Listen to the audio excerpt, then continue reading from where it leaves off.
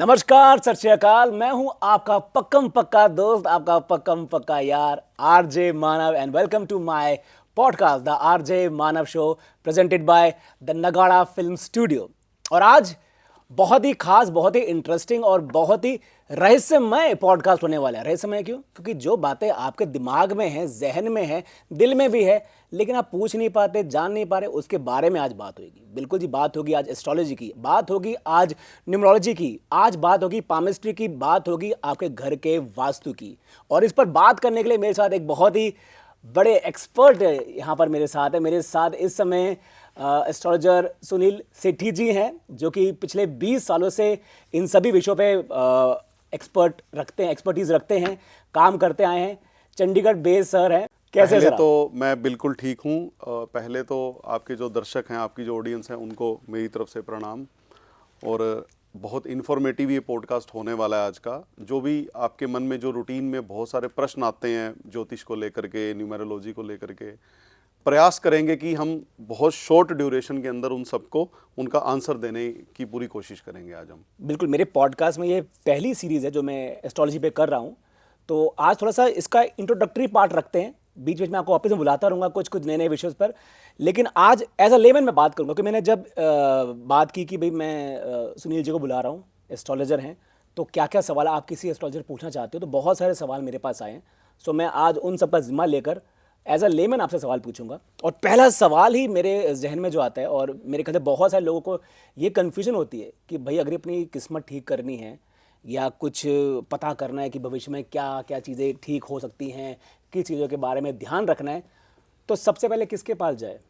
Astrologer के पास जाए, numerologist के पास जाए, पामिस्ट के पास जाए, या फिर किसी वास्तु वाले के पास जाए? और मतलब ये सारी जो विद्याएं हैं, ये कैसे इंटरलिंक्ड है कि सब अलग अलग है? देखो, जहाँ तक हम बात करें एस्ट्रोलॉजी की, न्यूमेरोलॉजी की, वास्तु की, या हम पामिस्ट्री की, इन सब के अंदर एक चीज़ कॉमन है, वो होते हैं प्लैनेट्स जी। तो न्यूमेरोलॉजी के अंदर भी अल्टीमेटली जब आप 1 नंबर की बात करते हो तो वो सन को रिप्रेजेंट करता है। इसी तरह से अलग अलग नंबर्स अलग अलग प्लैनेट को रिप्रेजेंट करते हैं। ओके। और जब हम वास्तु की बात भी करते हैं तो पर्टिकुलर डायरेक्शन पर्टिकुलर प्लैनेट को रिप्रेजेंट करती है। और एस्ट्रोलॉजी की जब हम बात करते हैं तो उसके अंदर तो प्लैनेट्स आ ही जाते हैं, उसमें नक्षत्र भी आ जाते हैं, प्लैनेट्स भी आ जाते हैं। और ऐसा नहीं है कि वास्तु के अंदर भी जो एस्ट्रो वास्तु का कंसेप्ट है उसमें नक्षत्र भी इन्वॉल्व होते हैं जी। तो ये सारा का सारा आपस में इंटरलिंक्ड है। जहां तक बात है पामिस्ट्री की, पामिस्ट्री में भी जो आपके माउंट्स हैं आपके हाथ के ऊपर, कोई सन को रिप्रेजेंट कर रहा है, कोई सैटर्न को रिप्रेजेंट कर रहा है, तो वहां पे भी प्लैनेट्स ही आ गए। तो भाई एक चीज तो बिल्कुल क्लियर और कॉमन है, वो है आपके प्लैनेट्स। ग्रह सारे कॉमन है, ग्रह आपके कॉमन है। और इन सबसे इंपॉर्टेंट इसके अंदर ये है कि इन सबकी रिफ्लेक्शन आपस में देखने को मिलती है। अगर किसी व्यक्ति का मान लीजिए शनि खराब है तो हो सकता है कि वास्तु में भी जब हम उसके घर पे चेक करेंगे तो वहां पे सैटर्न की डायरेक्शन डिस्टर्ब मिले। और ऐसा भी हो सकता है कि यदि कुंडली में शनि खराब है तो उसकी पामिस्ट्री के अंदर भी सैटर्न माउंट दबा हुआ मिले, या उसके ऊपर क्रॉसेस मिले बहुत सारे, या ऐसी लाइनें मिले जो उस माउंट को खराब कर रही हैं। और 100% एक निशानी और मिलेगी, शनि से संबंधित व्यक्ति के कर्म भी खराब मिलेंगे आपको। तो ये सारी की सारी चीज़ें इंटरलिंक्ड हैं। और जहाँ तक आपका ये प्रश्न था कि किसके पास एक व्यक्ति जाए अपनी किस्मत बदलने के लिए, जब आपके कर्म अच्छे होते हैं, जब आपका भाग्य बदलना होता है ना, तो अपने आप कोई आपको ऐसा गाइड करने वाला मिल जाता है। कई बार आपने देखा होगा, चलते चलते किसी को कोई छोटा व्यक्ति भी कुछ ना कुछ सजेस्ट करके चला जाता है और उसके लिए वो काम कर जाता है लाइफ के अंदर। और कभी कभी व्यक्ति एड़ी चोटी का जोर लगा करके बड़े से बड़े एस्ट्रोलॉजर के पास चला जाता है, लेकिन उसका काम नहीं होता। तो जब वक्त बदलता है, जब भाग्य बदलता है, जब आपके कर्म ठीक होते हैं, इन सब चीजों के ऊपर जो सबसे इंपॉर्टेंट है वो है आपका कर्म। कर्म यदि आपका ठीक, क्योंकि आपको जो डेट ऑफ बर्थ चुनी गई आपकी, आपका जब जन्म हुआ, वो आपके पूर्व जन्मों के ऊपर आधारित है कि आपको शनि खराब मिलेगा कुंडली में, या आपको सूर्य खराब मिलेगा, या आपको चंद्रमा खराब मिलेगा। तो ये सारी चीजें अपने आप आपस में लिंक होती चली जाती हैं। और आपको यदि फर्स्ट क्लिक में ये सोचना है कि मुझे कहाँ जाना है, तो आप अपने, और आज की डेट में हर व्यक्ति यूट्यूब पे, फेसबुक पे कुछ ना कुछ देखता रहता है इन चीजों से रिलेटेड। जब परेशान होता है तो आपके सिम्टम कहाँ मैच कर रहे हैं। यदि आपको लग रहा है कि न्यूमेरोलॉजी से सिम्टम मैच हो रहे हैं तो पहले न्यूमेरोलॉजिस्ट के पास जाओ, बाद में आप एस्ट्रोलॉजी वाले के पास भी जाओ। अगर आपको लग रहा है कि प्लैनेटरी कंडीशन के हिसाब से आपके सिम्टम मैच हो रहे हैं तो फिर आपको प्राइमरी आपको ड्यूटी बनेगी कि आप पहले एस्ट्रोलॉजर के पास जाओगे, अपने प्लैनेट चेक करवाओगे। और आजकल तो बहुत अवेयरनेस है, चाहे वो शनि की 7.5 को लेकर के हो, चाहे वो वास्तु के अंदर डायरेक्शंस को लेकर के हो। आप एक वास्तु टॉपिक डालोगे नेट पे तो उसकी सारी डिटेल आपके सामने आ जाती है। राइट। तो ये आपको इन टोटलिटी देखना है। अगर आपको नेम भी सेट करना है ना, अगर मान लो कुंडली में शनि खराब है आपका, जब भी आप नेम सेट करते हो तो आपको बहुत सारे ऑप्शन मिलते हैं। ऐसा नहीं होता कि आपका जो साइकिक नंबर है या जो आपका डेस्टिनी नंबर है इसके अकॉर्डिंग आपका नेम सेट किया जाता है। कोई एक ऑप्शन नहीं होती, आपके पास 2-3 ऑप्शन होती हैं। आप ये चेक करो कि आपके होरोस्कोप के अंदर जो ग्रह सबसे अच्छा है उसके अकॉर्डिंग आप अपना नाम सेट करो। ओके। तो आप इंटरलिंक करो और जो प्लैनेट खराब है घर में उस प्लैनेट की डायरेक्शंस को भी ठीक करो, तो आपका धीरे धीरे अलाइन होने लगेगा। आप देखो कोई भी व्यक्ति ऐसा तो है नहीं कि भाई चाबी घुमाई और करोड़पति बन गया। ये चीजें आपको सिर्फ एक रोड मैप देती हैं लाइफ के अंदर, आपको अलाइन करती हैं, जिससे आपकी परफॉर्मेंस अच्छी होती है, आपकी लाइफ में क्लिक्स होने शुरू हो जाते हैं। आप सिंपल सी बात बताओ, इन सारी चीजों के पीछे भी एक चीज है, वो है भगवान की कृपा। आप सारे उपाय एक तरफ रख दो, सारा ज्योतिष एक तरफ रख दो, ग्रह एक तरफ रख दो, नंबर से एक तरफ रख दो, भाई अगर उसकी कृपा नहीं है ना तो आपको कोई ठीक ढंग से गाइड करने वाला व्यक्ति मिलेगा ही नहीं जीवन में। और वो डिपेंड करता है कर्मों पर, वो डिपेंड करता है कि आपके कर्म कैसे हैं। तो यदि पहले कर्म सुधारने पड़ेंगे, और हर व्यक्ति को पता है कि जाने अनजाने में हमसे खराब कर्म होते हैं जीवन के अंदर। उसमें ये भी नहीं कि मतलब मैं ये चीजें जानता हूं तो मैं ये भी दावा नहीं कर सकता कि मेरे कर्म बहुत अच्छे। भाई कुछ भी हो सकता है, जीवन है आपका, बहुत आपके साथ एसोसिएटेड बहुत सारे लोग हैं। तो पहले कर्म संभालने का प्रयास करो, फिर आपको अपने आप को ना कोई व्यक्ति मिलेगा। और ये सारी की सारी चीजें इंटरलिंक्ड है और आपको इन टोटलिटी देखना है। किसी भी एक साइंस के अंदर आपको परफेक्शन नहीं मिल सकती। आपने देखा होगा कोई भी आप केमिस्ट्री की बुक पढ़ो जी, सबसे पहली जो इंट्रोडक्शन में एक लाइन आती है कि कभी भी एक लाइन देख करके कोई व्याख्या ना करें। आप एस्ट्रोलॉजी की बुक पढ़ो, उसमें सबसे पहले ये लिखा होता है कि कभी भी एक ग्रह को देख करके आपको कोई भी फलादेश नहीं करना किसी भी चीज का। तो आपको सारा इन टोटलिटी देखना है, इकट्ठा करके देखना है। प्रयास करो कि कोई ऐसा व्यक्ति ढूंढो जीवन में जिसको नॉलेज हर चीज की हो और वो हर चीज से लिंक करे। मेरे बहुत से ऐसे क्लाइंट हैं, आते कुंडली दिखाने हैं, लेकिन जब कुंडली से चीजें रिलेट नहीं हो रही होती तो वास्तु के बारे में पूछा जाता है उनसे, तो वहां चीजें रिलेट हो जाती हैं वो। तो ये सारा का सारा आपको इन टोटलिटी देखना पड़ेगा। कहीं ना कहीं सब कुछ लिंक्ड है, लेकिन सबसे प्यारी बात जो आपने कही मुझे लगा कि सबसे पहले कर्म ठीक करो, कृपा होनी चाहिए ऊपर वाले की। हाँ, कर्म ही ठीक नहीं फिर तो भले अगर ऊपर वाले की कृपा है आपके ऊपर तो आपके काम अपने आप होते चले जाते हैं। आपकी शादी टाइम पे होगी, आपकी सेटलमेंट टाइम पे होगी, बच्चे टाइम पे होंगे, प्रमोशन भी टाइम पे होगी, बिजनेस बढ़ता रहेगा, ग्रोथ करते रहोगे। थोड़ी करोगे ज्यादा करोगे वो आपका प्रारब्ध है, लेकिन एक स्ट्रीम लाइन में आप अलाइन होकर के काम करोगे। और यदि कृपा नहीं है तो फिर आप कर लो जो जितना जोर लगाना है लगा लो। तो कर्म ऐसे करो कि कृपा प्राप्त हो आपको। सबसे इंपॉर्टेंट वही है। भगवान से ऊपर कुछ नहीं है, उनकी कृपा से ऊपर कुछ नहीं है। सृष्टि, भगवान, नेचर अपनी अपनी डेफिनेशंस हैं, है ना। आप मतलब हम भगवान कहते हैं, सिख धर्म में श्री गुरु ग्रंथ साहब जी को दर्जा दिया गया कि बहुत सी जो भी है और सब सेम है, सब सेम है, कुछ भी अलग नहीं है। अच्छा, एक चीज मैं और जानना चाहता हूँ, जो पहले तो कंफ्यूजन दूर करते हैं। बचपन से ना हमें आदत है, अखबार आता है तो अखबार में आते ना पहले अपने हॉरोस्कोप देखते हैं इंसान, राशिफल जिसको राशिफल कहते हैं। हाँ, बिल्कुल ठीक, सही क्वेश्चन है आपका। वहां पे कभी लिखा होता है मून साइन, कभी लिखा होता है सन साइन। इनमें फर्क क्या है? क्योंकि अगर जस्ट एग्जांपल केस स्टडी लेते हैं, मैं अपनी बात करता हूँ, मेरे 1 जनवरी को मेरा बर्थ है, तो मैं कैप्रिकॉन से अपने आप को रिलेट करता हूँ। लेकिन कितनी बार देखता हूँ कि यार वो लियो में भी होता है मेरा दिमाग की नाम से मैं मानव। तो नहीं, देखिए दो चीजें होती हैं। जब आपका जन्म होता है तो पहले हमारे घर में पंडित जी आते थे, वो हमारी पत्री बनाते थे। पत्री बना करके वो ये देखते थे कि चंद्रमा किस राशि में है, किस नक्षत्र में है, उसके अकॉर्डिंग एक नाम का अक्षर दिया जाता था कि जी इस नाम अक्षर पे आप बच्चे का नाम रख सकते हो। उसको कहते हैं हम चंद्र राशि। अच्छा। और चंद्रमा हर 2.5 दिन के अंदर अपनी राशि बदलता है।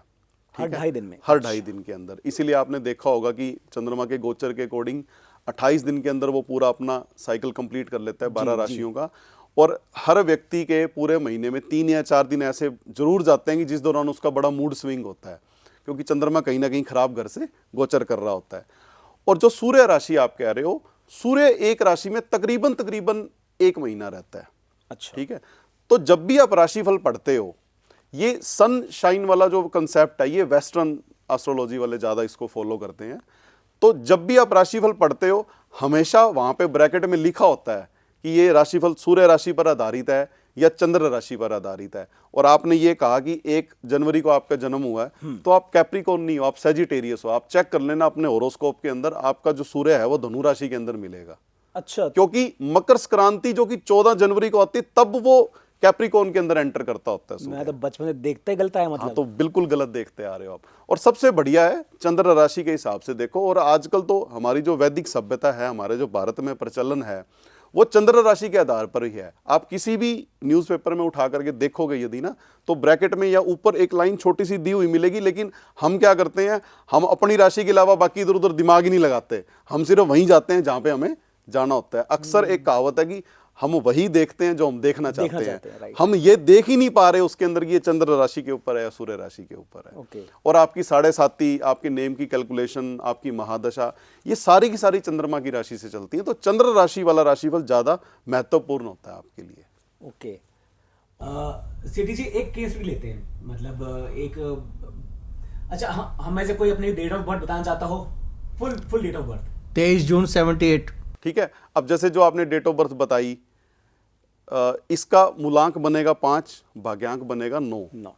अब इनको क्या करना है, ऐसा नेम नंबर अपने लाइफ में सेलेक्ट करना है जो 5 और 9 दोनों के साथ कंपैटिबल हो। अच्छा, ठीक है। अब वो 1 भी हो सकता है, 5 भी हो सकता है, 6 भी हो सकता है। लेकिन अब ये कंफ्यूजन है कि 1, 5, 6 में से कौन सा नंबर लें। तो आप होरोस्कोप चेक करो। होरोस्कोप के अंदर इन तीनों प्लैनेट्स में से, मान लीजिए 1, 5 और 6, सूर्य, बुध और शुक्र में से जो ग्रह सबसे अच्छा फल दे रहा है इनको जीवन में, उसकी क्वालिटी को एनहांस करने के लिए उस नंबर पे अपना नेम नंबर इनको रखना चाहिए। तो 3 तरह के नंबर होते हैं, मूलांक, भाग्यांक और नामांक। नामांक जो होता है, नेम नंबर जो होता है, वो आपके मूलांक और आपका जो भाग्यांक है उसको सिंक करने के लिए होता है, ताकि वो दोनों जो नंबर हैं वो अच्छे से फंक्शन करें आपकी लाइफ के अंदर।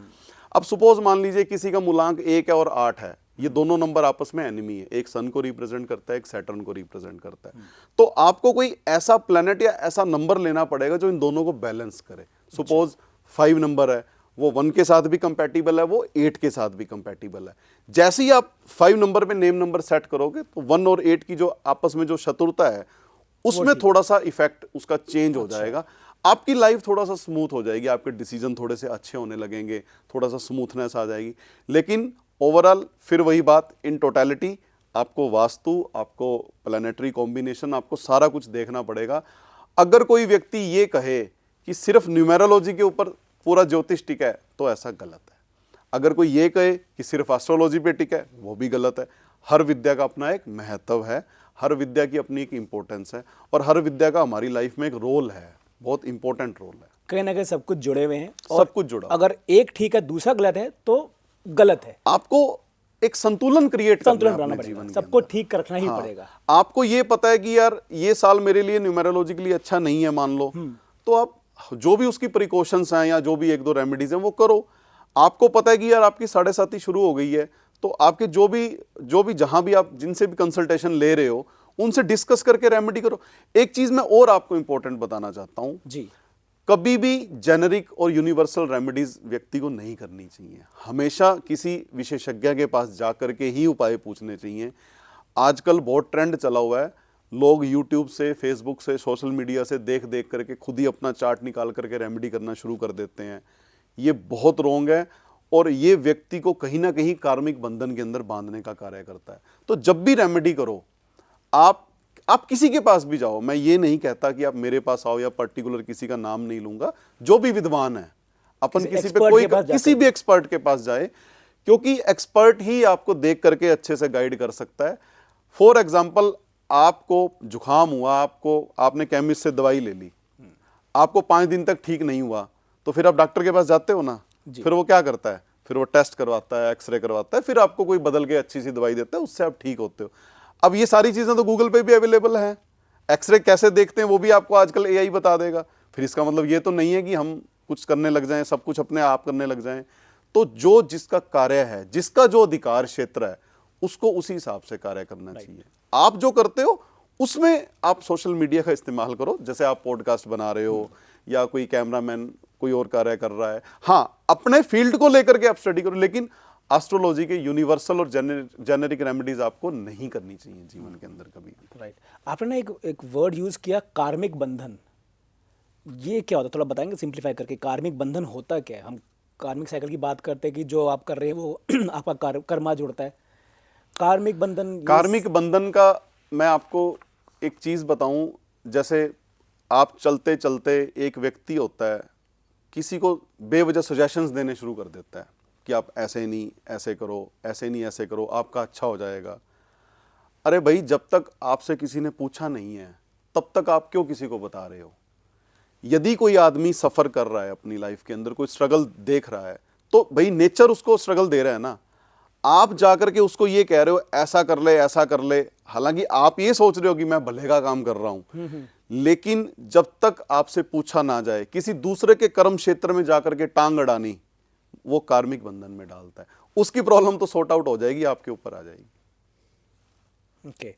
तो किसी की मतलब मैं अगर किसी की हेल्प बिना करनी है तो- मांगे कभी भी किसी को सलाह नहीं देनी चाहिए। देखो, हेल्प करनी है, हेल्प के ना कई रूप होते हैं जी। हेल्प का एक ये भी रूप होता है, एक भिखारी आया, आपने उसको 5 रुपए दे दिए या आपने उसकी हेल्प कर दी। वहीं आप उसको ज्ञान देना शुरू कर दो, सड़क पे खड़े हो जाओ, तू बिजनेस कर ले, तू ऐसे कर ले, तू वैसे कर ले। अरे भाई, किसने कहा? उसने पूछा थोड़ी है आपसे। मतलब बिना वजह किसी को चौधरी जीवन में नहीं बनना चाहिए। तो यही हो रहा है हमारे सोशल मीडिया पे। व्यक्ति 4 उपाय देखता है, कॉपी करता है, खुद करता है, साथ में जाके फैमिली में सबको तुम ऐसे कर लो, मैंने वहां पढ़ा था, ऐसे कर लो, ऐसे कर। नहीं, ये गलत है। ये आपको मतलब आपके एक तरह से आपके जो कर्म है ये इससे खराब होते हैं, जितना मेरा मानना है। क्योंकि ये अकल्ट साइंस है, जितने भी गुप्त विद्याएं होती हैं ना, इनकी प्रॉपर स्टडी होती है। जो ज्ञाता है सिर्फ उसी से पूछा जाए तो ज्यादा बढ़िया है। ओके। इंसान अगर बीमार होता है, बहुत लंबी उसकी कोई बीमारी चल रही है, क्या दवा भी तभी असर करती है जब ग्रह ठीक हो आपके? देखो, पहले तो बीमारी वो इसलिए होगा कि ग्रह खराब है। अब ग्रह ही ठीक है तो फिर बीमारी क्यों होगा? इसमें ना 2 चीजें होती हैं। मतलब हमारे जैसे ग्रंथों में लिखा गया है कि बीमारी का बिना दवाई भी कभी कभी इलाज संभव हो जाता है, जिसमें दुआ काम कर जाती है, जिसको आप कहते हो। बहुत से लोग आपने देखे होंगे, पुराने जमाने में झाड़ा लगता था, आज भी लगाते हैं गांव वगैरह के अंदर, और बहुत सी चीजें ऐसी हैं जो ठीक भी हो जाती हैं। मोर पंख से कोई करते हैं। नजर दोष है या जो भी है, लेकिन दवाई तभी काम करेगी। देखो, आपका ना एक फेज होता है लाइफ में। मान लो आपकी कोई खराब प्लैनेट्स की दशा एक्टिवेट हुई, तो वो स्टार्टिंग में आपको परेशान करेगी, या थोड़ा बहुत मिड में परेशान करेगी, या एंड में परेशान करेगी। तो जब आप दवाई लेते हो तो उस समय आप रेस्ट करते हो जी। आप घर में रहते हो, आप बेसिकली दवाई नहीं ले रहे हो, आप अपना वो फेज निकाल रहे हो, जो फेज आपका खराब है। और जब वो फेज निकल जाता है, फिर आपकी रिकवरी शुरू हो जाती है।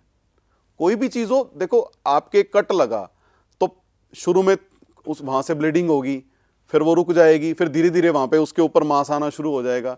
पूरी तरह से ठीक होने में आपको मान लो 4-5 दिन लग गए, तो आप क्या करोगे? 4-5 दिन उस पर तेल भी लगाओगे, पानी ना पड़ जाए, पस ना पड़े। बेसिकली आपकी लाइफ का वो खराब फेज होता है जिसको आपने क्रॉस करना होता है। और ये सारी चीजें हमारी हेल्प करती हैं, हमारा ज्ञान, हमारी बुद्धि, हमारा विवेक, हमारे प्लानिटरी कॉम्बिनेशन, हमारी रेमेडीज, ये सारी चीजें हमें मदद प्रोवाइड करती हैं, हमें ताकत प्रोवाइड करती हैं कि हम उस फेज को निकाल सकें। आजकल ना, मगर बात करें यंगस्टर्स की, खासकर बात करें, स्कूल के बच्चे हो गए, बहुत जल्दी डिप्रेशन में जा रहे हैं। तो क्या ये रीज़न भी उनके प्लानिटरी जो चेंजेस है उसको लेकर है? क्योंकि एक चीज़ ये भी देखी गई है, जो 19वीं सदी में जब पैदा हुए हैं, जो जब हम अपनी बात करें, हम 19s में पैदा हुए हैं, जो 2000 में जो बच्चे पैदा हुए हैं, उनके स्ट्रगल, उनकी प्रॉब्लम्स भी अलग है। वो एक तो न्यूमरोलॉजिकली आई एम श्योर कुछ चेंजेस होंगे, बिल्कुल क्योंकि वो लॉट ही 2 बिल्कुल बिल्कुल। और प्लैनेट जो है बहुत ही चेंज हुए हैं 2000 के आसपास। आप एक चीज देखो, आप यदि सन 2000 से पहले की बात करोगे, 1999 तक, जी, तो 9 नंबर डेट ऑफ बर्थ में तकरीबन सबके सब हैं, में, ठीक yes. है। और 9 नंबर एनर्जी और एक्शन को रिप्रेजेंट करता है, ठीक है।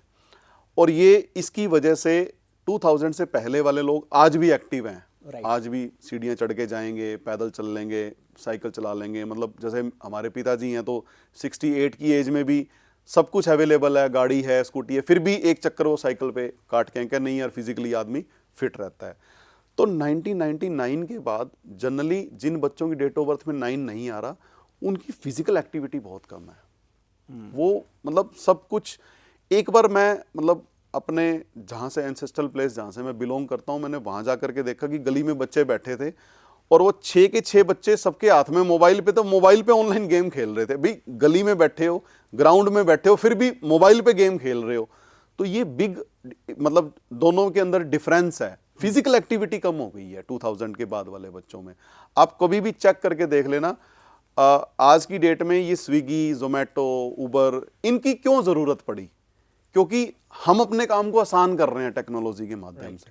तो ये एक बड़ा चेंज है। और जहां तक बात रही डिप्रेशन की, डिप्रेशन को रिप्रेजेंट करता है चंद्रमा ग्रह। चंद्रमा ग्रह यदि आपका कमजोर है, आपकी मन की स्थिति, भ्रम ही तो है ना, मतलब मन के अंदर भ्रम है कि मतलब पता नहीं मैं सक्सेस हो पाऊंगा, नहीं हो पाऊंगा। मैं भी ये पूछता रहूंगा बीच बीच में आपसे ना, चंद्रमा जो ग्रह है उसका नंबर क्या आएगा?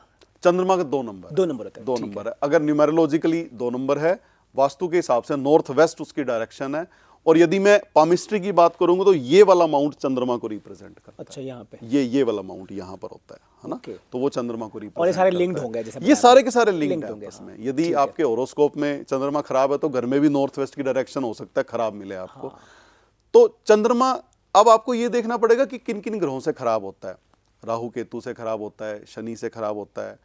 और जितनी ज्यादा हम लाइफ के अंदर टेक्नोलॉजी इस्तेमाल करनी शुरू कर देंगे, फिजिकल एक्टिविटी को कम कर देंगे, तो धीरे धीरे हमारा जो चंद्रमा है वो दूसरे उसके जो शत्रु ग्रह हैं उनसे ग्रसित होने लग जाता है। अब जैसे ही वो ग्रसित होगा, आपको वो डिप्रेशन की तरफ लेकर के जाएगा। रात को नींद ना आनी, हमेशा विचारों में, मन में कुछ ना कुछ चलते रहना। मेरे पास ऐसे कई केस आते हैं, बच्चे 2-2 दिन से गेम खेल रहे हैं, अब उनकी कंप्लेंट है जी हमारे दिमाग से गेम नहीं निकल पा रही, जब हम रात को सोते हैं तो दिमाग में ही चलती रहती है कैंडी क्रश। तो वो कहीं ना कहीं जो चीज आप देखोगे, जो चीज आप करोगे, वही तो दिमाग में घूमेगी आपके। राइट। तो अच्छा, एक चीज और थी, हम पहले इकट्ठे रहते थे। दादी चंद्रमा को रिप्रेजेंट करती है, नानी चंद्रमा को रिप्रेजेंट करती है, हमारी मदर चंद्रमा को रिप्रेजेंट करती है।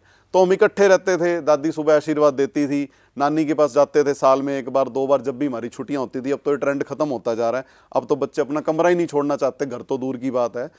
तो ये कारण है, वो चंद्रमा की पावर कम होती जा रही है डे बाय डे, और उस वजह से व्यक्ति जो है डिप्रेशन का जल्दी शिकार हो जाता है। ऐसा नहीं है कि बड़े लोग शिकार नहीं होते, जो रह रहे हैं अभी भी जॉइंट फैमिली में, वो भी शिकार हो सकते हैं। लेकिन कंपैरेटिवली जो यंगस्टर हैं वो जल्दी शिकार हो रहे हैं, क्योंकि वो दूर जा रहे हैं, मतलब उनका चंद्रमा धीरे धीरे कमजोर हो जा रहा है। राइट।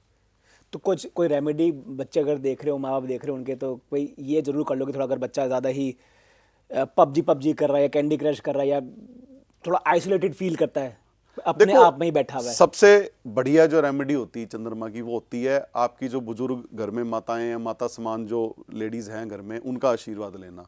यदि आप उनके चरण स्पर्श करते रहते हो, दादी है, नानी है, मौसी है, माता है, तो ये जितने भी जो कारक तत्व हैं ये चंद्रमा को ही रिप्रेजेंट करते हैं। अगर जो मैरिड हैं भाई, उनके अंदर मदर और सास दोनों आ गई। अब भाई सास से झगड़ा रखोगे तो चंद्रमा तो फिर वहां भी खराब होगा, वो भी फिर झगड़ा, और झगड़े के बाद शुरू होता है डिप्रेशन। तो आप सबसे पहले तो उनकी ब्लेसिंग्स लो, उससे बढ़िया कोई उपाय नहीं है। दूसरा फिर बाकी रेमेडीज हैं, वो जैसे वो आपके होरोस्कोप के ऊपर डिपेंड करती हैं कि आप भगवान शिव की पूजा कर सकते हो, रुद्राभिषेक करवा सकते हो दूध से या गंगा जल से, आप ये भी कर सकते हो, दूध दान कर सकते हो। तो बहुत सारी रेमेडीज हैं, ऐसा नहीं है। लेकिन जेनेरिक रेमेडी एक सिंपल सी यही है कि आप अपने बुजुर्ग महिलाएं जो आपके घर में हैं उनका आशीर्वाद लो। आप किसी बुजुर्ग महिला की मदद कर सकते हो आप जाकर के। लेकिन उसके बाद की जो रेमेडीज हैं वो फिर आपको होरोस्कोप से एक्सपर्ट के साथ बैठ करके, अननेसेसरी, मतलब मैं खुद ही इस चीज को अवॉइड कर रहा हूं कि भाई जेनेरिक या यूनिवर्सल रेमेडीज नहीं करनी चाहिए, तो मैं कैसे सजेस्ट कर दूं। हाँ, 1-2 उपाय ऐसे होते हैं जो सब कर सकते हैं, तो आप उनमें हम आज पॉडकास्ट के दौरान ना कुछ ऐसी बातें जरूर करेंगे, कुछ ऐसे उपाय या सॉल्यूशंस जो जेनेरिकली थोड़ा बहुत जब 19-20 का फर्क भी दे दे कि हाँ बिल्कुल 19-20 का नहीं, डिस्कस हम जो भी रेमेडीज बताएंगे ना आज हम, वो 100% काम करेगी, ऐसा नहीं है कि काम नहीं करेगी। मतलब फिर उसके पीछे आप किस भाव से कर रहे हो, सबसे इंपॉर्टेंट है आपकी इंटेंशन। आपको मैं ये बता देता हूं कि किसके लिए उपाय काम नहीं करते। उपाय दो व्यक्तियों के लिए काम नहीं करते। जी। एक तो जो बिल्कुल नहीं मानता, अक्सर कह देते ना भाई मैं तो मानता नहीं इनमें, नहीं करेंगे, ठीक है। एक व्यक्ति जो हर दूसरे दिन पंडित जी बदल रहा है, अपना लिस्ट बना चुका है, 100 उपाय कर लिए, सुबह से शुरू होता है, भगवान कभी ये पाठ कर लिया, वो कर लिया, सारा कुछ इकट्ठा ही लगा हुआ है, कर्म को छोड़ करके इस तरफ ज्यादा चला गया। जबकि खिचड़ी। ये युग ऐसा है जिसमें कर्म करोगे तो उसका फल आपको ज्यादा अच्छा और जल्दी मिलेगा।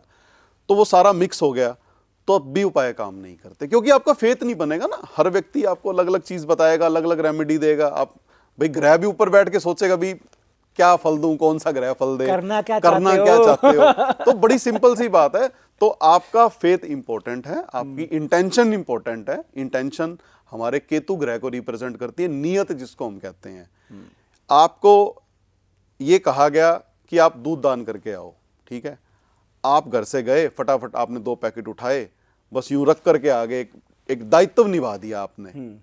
तो वो रेमेडी क्या काम करेगी जब तक आपके अंदर भाव ही नहीं आएगा। बेसिकली क्या है, आपको मंदिर भेजा जा रहा है, आप कानों को हाथ लगा के भगवान से अपनी क्षमा मांगो कि प्रभु कोई मुझसे गलती हो गई तो क्षमा करना। प्रभु दयालु हैं भाई, वो कर सकते हैं, उनके पास पावर है, भगवान माफ कर सकता है, इंसान के पास तो है नहीं है पावर। तो प्लस आपने मतलब साथ में एक अंदर ही अंदर एक प्रार्थना करी कि मैं ये मसूर की दाल दान कर रहा हूँ, या ये चावल दान कर रहा हूँ, या मैं दूध दान कर रहा हूँ। तो एक आपकी अर्जी होती है, वो एक होना नहीं होना अल्टीमेटली वो ऊपर वाले के हिसाब से ही है। तो वो भाव देखता है, हाँ यार इसको किसी ने गाइड किया है, और जिसने गाइड किया है यदि उसकी साधना अच्छी है तो भगवान उसकी भी लाज रखेगा कि भाई इसको ऐसे व्यक्ति ने बताया जो भगवान में आस्था रखता है, तो यार वहां भी टाल नहीं सकते। तो इस तरह से ये रेमेडीज वर्क करती हैं। और ऐसा तो फिर YouTube पे आप, मैं कहता हूं जी, हमसे ज्यादा उपाय बताने वाला तो YouTube पे लिस्ट निकल आएगी, चैट जीपीटी पे निकल आएगी, सारे कर लो, फिर करके दिखा दो। ऐसे नहीं होता। तो आपका भाव क्या है, उस पर महत्व, वो सबसे महत्वपूर्ण है इसके अंदर। राइट। तो ये तो आपने बहुत अच्छी बात बताई कि पहला तो आपके घर में ही उपाय है, अपने बड़ों के आशीर्वाद लो, उससे ऊपर कुछ है ही नहीं, और वही नहीं होता। अगर मैं जब अपने क्लाइंट को ये कहता हूं ना कि सुबह जाने से पहले मदर के पैर छू के जाया कर, तो कहता है जी ये नहीं कर सकता, मेरी मम्मी की और मेरी वाइफ की बनती नहीं है, मेरी वाइफ मेरे को घूरेगी अगर मैं रोज जाऊंगा उनसे मिलने। मैंने कहा यार ये गजब बात कर रहे हो। जब तक तुम इन चीजों को ठीक नहीं करोगे ना, फिर दूध की नदियां बहाते रहो, कुछ ही करते रहो, फिर नहीं कुछ होने वाला। तो सबसे इंपॉर्टेंट तो यही है। ओके। आजकल ना एक ट्रेंड बन गया है, ये ट्रेंड है या कोइंसिडेंस है कि आजकल जो यंगस्टर्स हैं वो शादी से पीछे भाग रहे हैं या डिले कर रहे हैं। पहले होता था कि भाई लड़का 21-22 साल का हुआ, भाई लड़की देखनी शुरू हो गई, 25-26 तक लड़की की शादी हो जाती थी। लड़की 18 टापती थी, 20 टापती थी कि शादी करो भाई, 23-24 तक तो ओहो हो यार 24 साल की लड़की होगी, शादी हो जाती थी। आजकल जो एक ट्रेंड है या मेरे ख्याल से जो मेंटालिटी है, वो थोड़ा आराम से डिले करते करते भाई अर्ली 30s या मिड 30s, इवन 40s तक के लोग वेट कर रहे हैं। ये भी ग्रह पे डिपेंड करता है कि देखो लेट मैरिजेस की बात करें। ये जो है ना, इसमें ना 2-3 फैक्टर हैं। एक फैक्टर तो ये है कि हर व्यक्ति को अपने जीवन में जीने के लिए एक उद्देश्य चाहिए होता है, ठीक है। पहले उद्देश्य क्या होता था, घर वालों ने शादी कर दी, बच्चा हो गया, फिर उद्देश्य बन गया कि बच्चे को पालना है। फिर आदमी करियर बनाता था, अपना तरक्की करता था कि यार मेरे पिताजी ने मेरे ऊपर ये खर्चा किया, मैंने ये कष्ट झेले, मेरा बच्चा वो कष्ट ना झेले। आप मेहनत ज़्यादा करते थे, प्रोडक्टिविटी बढ़ाते थे अपनी आप, तो एक उद्देश्य जुड़ जाता था एक। तब मोबाइल नहीं होता था, है ना। अब उद्देश्य क्या है, फेसबुक पे रील बनानी। अब उद्देश्य है कि मैं वायरल हो जाऊं। अब उद्देश्य है कि मैं गेम खेलूं। अब उद्देश्य है कि पहले पैसा चाहिए। पहले व्यक्ति भाग्य पे भरोसा करता था कि यार 1 से 2 होंगे भाई, 2 किस्मत भी तो जुड़ेंगी, 3 होंगे भाई, क्या पता मेरी किस्मत में ना लिखा हो, बच्चे की किस्मत में लग्जरी लिखी हो। राइट। अब हम इन चीजों को छोड़ रहे हैं। हम टेक्नोलॉजी के चक्कर में आकर के ना भाग्य, किस्मत, परमार्थ, इन चीजों पे फेथ करना, हमारा फेथ कम हो रहा है। और एक्चुअल बात यही है, मैंने ऐसे ऐसे केस देखे हैं कि जी कहने को तो जी तीसरी लड़की हो गई हमारे घर में, लेकिन जब से वो तीसरी आई है तब से हमारे पास पैसा ही बहुत आ गया। और जिस तीसरी लड़की को माँ बाप पहले दुत्कार रहे थे, मान लो किसी की 3 बेटियां होगी, जिसको दुत्कार रहे थे उसको सबसे ज्यादा प्यार मिल रहा है, भाई आया ही उसकी किस्मत से है। तो आप नहीं तय कर सकते ये कि कौन आपके घर आ रहा है। और जो अरे एक पशु पक्षी, एक चींटी जिसके पास उतनी बुद्धि और विवेक नहीं है उसके लिए भी कुदरत ने इंतजाम कर रखा है। तो मतलब आपके लिए क्या नहीं किया होगा? लेकिन नहीं, हमें फेथ नहीं है, हमारे विश्वास में कमी है। ऊपर वाले की तरफ से कोई कमी नहीं है, वो जैसे 1000 साल पहले था आज भी वो वही है, लेकिन ये हमारे फेथ में कमी है। तो सिर्फ जी एक फिर प्रबंध हम भी करते थे, मान लो कि कोई बहुत चाह रहा हो शादी करने का, ये लड़का या लड़की हो नहीं रही हो भैया, वो 30 तक आ गए जी, 40 तक आ गए, तो कैसे कोई छोटा मोटा देखो, उपाय? सबसे इंपॉर्टेंट है यदि वो लड़की है तो अपने किसी अच्छे कंसल्टेंट से मिलकर के बृहस्पति ग्रह की रेमेडीज करे। पहले तो उसका बृहस्पति वीक होगा। बृहस्पति वीक होगा, डिले तभी होता है शादी के अंदर। इसमें 2-3 चीज़ें होती हैं, वो बेसिकली थोड़ा लंबा है। जैसे मैं फिर भी आपको थोड़ा सा एग्जांपल दे देता हूँ। कुंडली के 7th हाउस को यदि 2 या 3 मैलिफिक प्लैनेट्स देख रहे हो, जैसे शनि, राहु, केतु, मंगल, इनको हम सेपरेटिव प्लैनेट्स कहते हैं। यदि उनकी दृष्टि हो या किसी भी तरीके से उनका सप्तम भाव के साथ संबंध बन रहा हो तो शादी लेट होती है। और ऐसा नहीं है मानव जी, आज से मतलब बहुत से लोग आपको ऐसे भी मिलेंगे जिनकी 50 की एज हो गई है, उनकी शादी नहीं हुई। भाई वो तो अभी पैदा नहीं हुए, वो तो 50 साल पहले पैदा हुए थे, फिर भी नहीं हुई। सलमान खान देख लो। मतलब हम चलो व्यक्ति का नाम नहीं लेंगे, ऐसे तो बहुत सारे नाम निकल करके आ जाएंगे, और होके भी कई बार सक्सेस नहीं होती है ना। बहुत सारे नाम आएंगे, हम किसी व्यक्ति विशेष पे टिप्पणी नहीं करेंगे, वो लोग अपने आप गैस कर लेते हैं इन चीज़ों को। तो यदि कोई फीमेल है तो उसको जुपिटर पे मतलब फोकस करना है, यदि कोई मेल है तो उसको वीनस पे फोकस करना है। ओके। और इन दोनों प्लैनेट्स के अलावा एक और प्लैनेट है जो सबसे इंपॉर्टेंट रोल प्ले करता है, वो है घर में आपके मंगलिक कार्य कराने वाला मंगल ग्रह है। अच्छा। यदि इन तीनों प्लैनेट्स को आप थोड़ा थोड़ा किसी से बात करके रेमेडीज कर लेते हो, जैसे एक जेनेरिक रेमेडी मैं बता देता हूँ। यदि किसी लेडीज की शादी नहीं हो रही तो अक्सर पहले पंडित उसको पीले रंग का पुखराज डलवा देते थे, हल्दी से नहाने को बोला करते थे, बृहस्पतिवार के व्रत रखने के लिए कहा जाता था, बृहस्पतिवार को केले का सेवन ना करें, केले के पेड़ की पूजा करें। There are lots of remedies आपको मिल जाएंगी।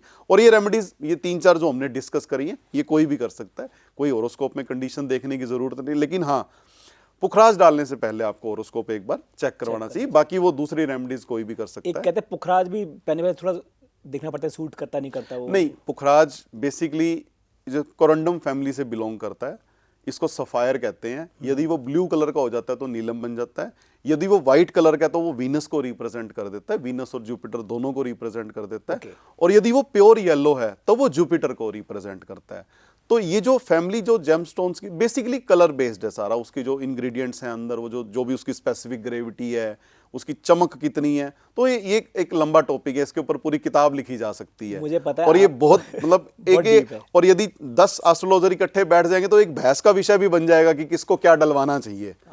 ठीक है। हाँ, यदि जेंट्स है तो उसको वीनस की रेमेडी करनी चाहिए, गाय की सेवा करनी चाहिए। जो जितनी भी मतलब विवाहित स्त्रियां जैसे भाभियां हैं हमारी, है ना, उनको कभी खराब दृष्टि से नहीं देखना, उनका सम्मान करना है। किसी भी तरीके से आपको शुक्र ग्रह की कृपा प्राप्त करनी है तो आपको एक अच्छा जीवन साथी मिल सकता है आपकी लाइफ के अंदर। और मंगल यदि खराब है आपके होरोस्कोप में तो उसको आपको ठीक करना पड़ेगा। वो फिर होरोस्कोप देख करके डिसाइड होगा कि कहाँ पे दिक्कत आ रही है। उसके अलावा भी बहुत सारी रेमेडीज हैं, लेकिन फिर मैं बार बार वही बात कहूंगा कि यूनिवर्सल रेमेडीज नहीं करनी चाहिए, अच्छे कंसल्टेंट से ही जाकर के एक बार आपको बात करनी चाहिए। और एक चीज और होती है, 2 तरह की चीजें होती हैं शादी के अंदर। एक होता है डिनायल ऑफ मैरिज, एक होता है डिलेड मैरिज।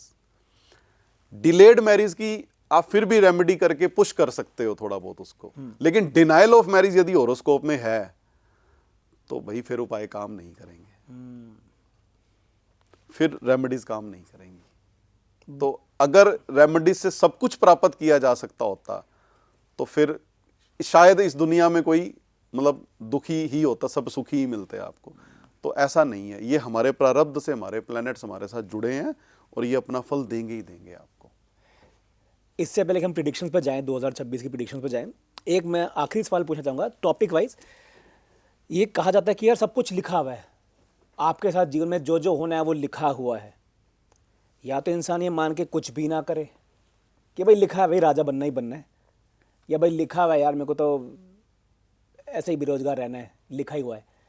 ये बात कितनी आप इसको कैसे इंटरप्रेट करते हैं कि ये सब कुछ लिखा होता है? क्या इंसान जो लिखा है वो भी चेंज कर सकता है या उस तरफ जा सकता है, जो चीज़ उसके लिए नहीं लिखी वो भी किस्मत में ला सकता है? देखो, ज्योतिष कैसे काम करता है मैं आपको एक चीज बताता हूँ। सपोज एक नाली है ना, उसके अंदर पानी का फ्लो चल रहा है, ठीक है। ये बेसिकली पामिस्ट्री में ये चीजें लिखी गई हैं। तो पानी भी है, फ्लो भी है, लेकिन वो जहां पहुंचना चाहिए वहां पहुंच नहीं रहा। तो आप क्या चेक करोगे? सबसे पहले आप ये देखोगे कि यार रास्ते में कोई ऑब्स्टेकल तो नहीं आ रही, कोई पत्थर तो नहीं फंस गया, कोई कचरा तो नहीं फंस गया इसके अंदर। तो आप उसको उठा करके किसी प्लम्बर से साफ करवा देते हो, ठीक है। तो फ्लो बहाल हो जाता है, जहां पे पानी को पहुंचना था वहां पहुंच जाता है, या समंदर का पानी कह लो, नदी का पानी कह लो। लेकिन यदि उसमें पानी ही नहीं है तो बात ही खत्म होगी फिर तो। किस्मत, ज्योतिष सिर्फ आपकी रुकावटों को दूर कर सकता है। ज्योतिष सिर्फ आपको थोड़ा सा चीजों को एनहेंस कर सकता है, वो आपको बैलेंस कर सकता है, आपकी सोच को परिवर्तित कर सकता है। यदि कोई चीज किस्मत में नहीं है, वो सिवाय परमात्मा के कोई नहीं दे सकता। और ज्योतिष भी तो परमात्मा ने ही विद्या का रचना की है। बिल्कुल। अब कई बार क्या होता है, किसी ना किसी को श्रेय मिलना होता है जीवन के अंदर। आपका कोई काम नहीं हो रहा, आप एक पंडित जी के पास गए, उन्होंने 4 उपाय बताए, आपका काम हो गया, उसका श्रेय पंडित जी को मिलना था। हाँ। अब भाई पंडित जी की भी अपनी तपस्या है, पंडित जी की भी रोजी रोटी है। अब आप ये कह दे जेनरिक मोड में आकर के किसी जो लिखा है वो तो मिलेगा, भाई सारे एस्ट्रोलॉजर तो बेरोजगार हो जाएंगे। ये तो ऐसा नहीं हो सकता। हाँ, गाइडेंस जरूरी है। जो चीज लिखी है वो आपको मिलेगी। देर हो सकती है, अंधेर नहीं है। यदि लिखी है तो मिलेगी। आप रेमेडीज करके थोड़ा सा स्मूथ कर सकते हो उस चीज को, उसकी स्मूथनेस को बढ़ा सकते हो आप। इसके अलावा ज्योतिष का कोई काम नहीं है। और जब आपकी किस्मत में कोई चीज नहीं लिखी होती ना, तब आप अच्छे खासे घर को तुड़वा करके खराब वास्तु का घर बनवाते हो, ताकि जो है वो भी चला जाए, क्योंकि कोई चीज लिखी नहीं है किस्मत में आपके। और बड़े लोग ऐसे भी आते हैं 4 साल बाद भटक भुटक के, जी आपने ये बताया था वैसे ही हुआ, अब क्या करना है? अब तो हो गया जो होना था। 2 चीजें होती हैं, एक घटना घटित हो सकती है, आपको पहले से पता लग गया, आप जा रहे हो, रास्ते में खड्डा है, आपको बता दिया यार साइड से निकालना भाई गाड़ी, बीच में ना सीवर का ढक्कन खुला हुआ पड़ा है ना। एक, अब आपने सुनी नहीं किसी की, आप जा रहे हो बीच में गिर ही गए। अब 2 चीजें होगी ना, एक घटना घटित हो सकती है, एक घटना घटित हो गई।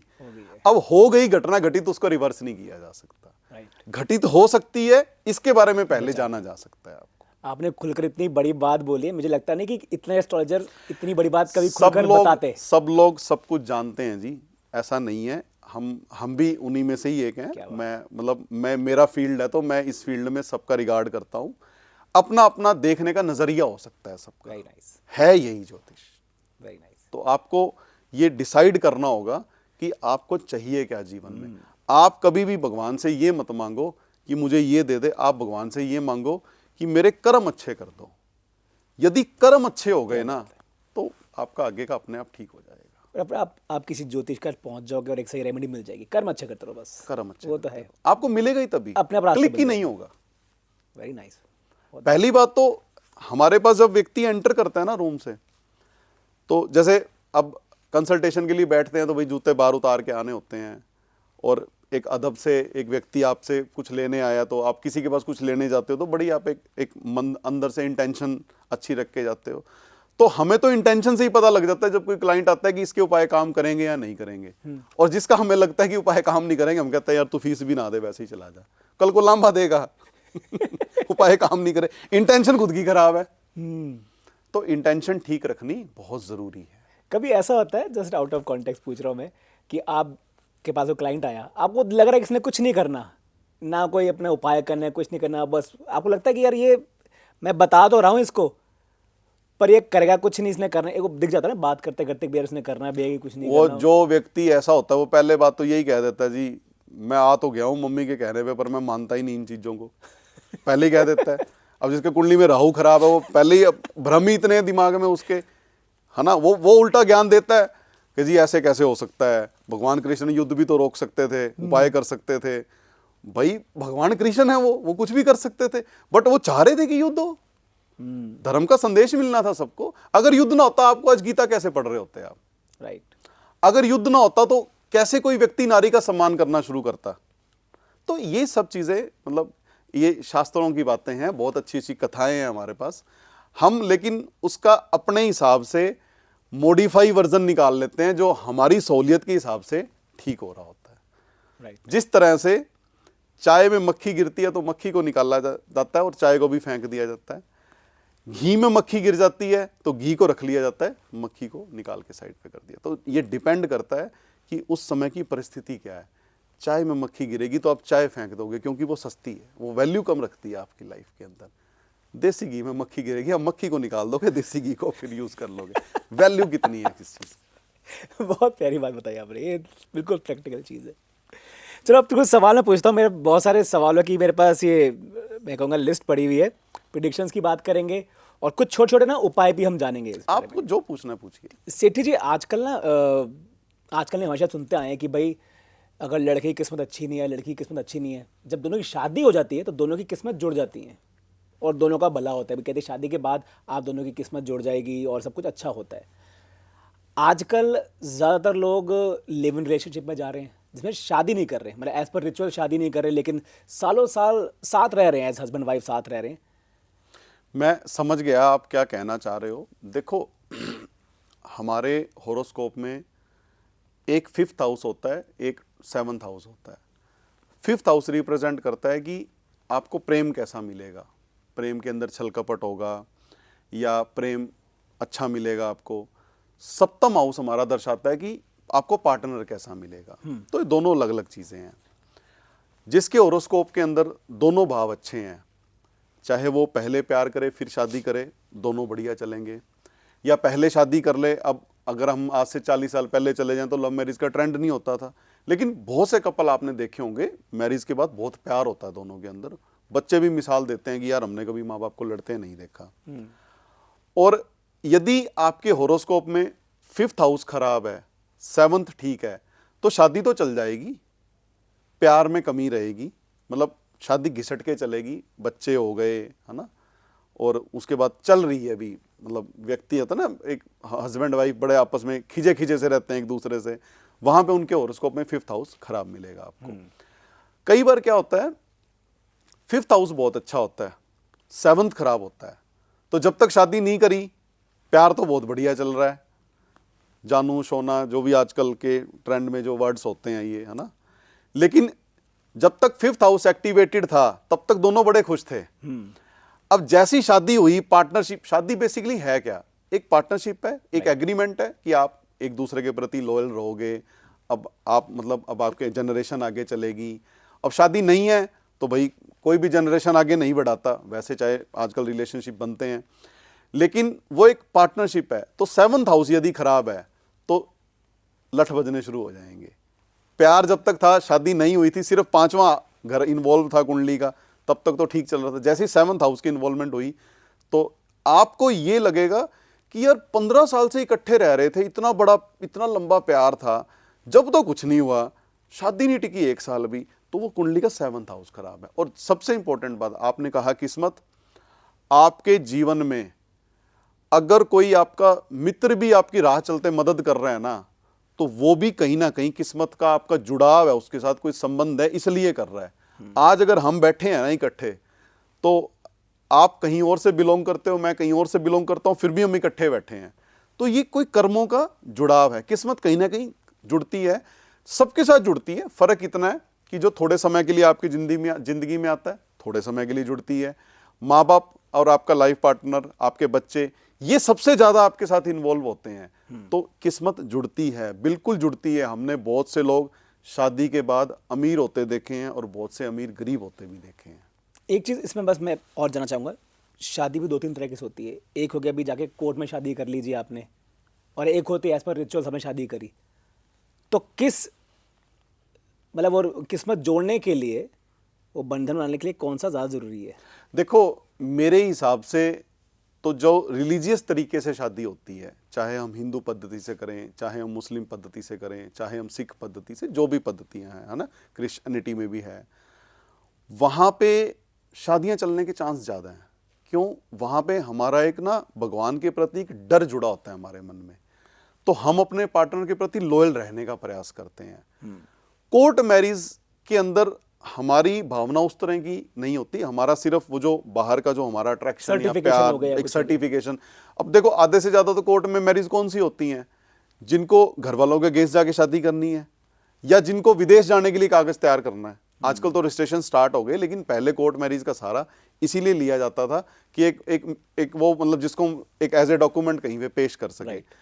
तो आपको सामाजिक तरीके से शादी करनी चाहिए, और जब हम शादी करते हैं उसमें जिस भी हम देवी देवता को या जिस भी हम भगवान ईश्वर को मानते हैं उसको हम साक्षी रख के करते हैं कि भाई आपके सामने हम ये कस्में खा रहे हैं कि मैं इसका सम्मान करूंगा, ये मेरे घर वालों को 7 वचन होते हैं हमारे हिंदू धर्म के अंदर ना। तो वो मतलब मैं यहाँ तो ये नहीं बता सकता, वो कर्मकांड पंडित जो करते हैं कार्य वो ज़्यादा बेहतर जानते हैं। तो कहीं ना कहीं से रिलीजियस एंगल का होना ज़रूरी है। कमिटमेंट जो है ना वो आपकी तभी अच्छे से फलित होती है जब आपके मन में एक भावना उत्पन्न होती है, और वो भावना उत्पन्न करता है हमारा रिलीजियन, हमारा धर्म। अब जिस भी धर्म से हो वो उसमें कोई मैटर नहीं करता। तो कोर्ट मैरिज यदि किसी व्यक्ति ने करी भी है ना, उसके बावजूद भी मैं तो ये कहूंगा कि सामाजिक तौर से उसको शादी अपने धर्म के हिसाब से जरूर करनी चाहिए। और हमने बहुत से लोग ऐसे देखे हैं, घर वाले नहीं मान रहे थे, कोर्ट में शादी कर ली, घर वालों ने सर्टिफिकेट देख लिया, अब घर वाले भी फंस गए, फिर वो सामाजिक तरीके से शादी करवा दिया करते हैं उनकी। तो ये चीज जरूरी है। तो मैं इस एंगल को थोड़ा सा धर्म से जोड़ूंगा। तो बाकी सबके अपने अपने विचार हो सकते हैं। बेसिकली है तो एक लॉयल्टी आपकी, कि आप अपने पार्टनर के प्रति लॉयल रहोगे आप, मतलब यही एक एग्रीमेंट होता है आपका। Very nice. चलो अब हम बात करते हैं 2026 की। नया साल शुरू हुआ है, 2026 की बात करते हैं। एनसीटी जी, नंबर की गेम है बहुत, आपने बताया कि, बट नंबर से शायद लोग ज़्यादा इजीली रिलेट कर लेंगे कि भाई मेरा बर्थडे कब है। थोड़ा बात करते हैं प्रेडिक्शंस की कि ये साल किस नंबर के लिए कैसा रहेगा, है ना, इनकी बात करते हैं। और थोड़ा मैं जानना चाहूँगा एक थोड़ा ग्लोबली भी ये साल कैसा रहेगा, अगर मैं इंडिया की बात करूँ। देखो पहले तो हम ग्लोबली बात करते हैं।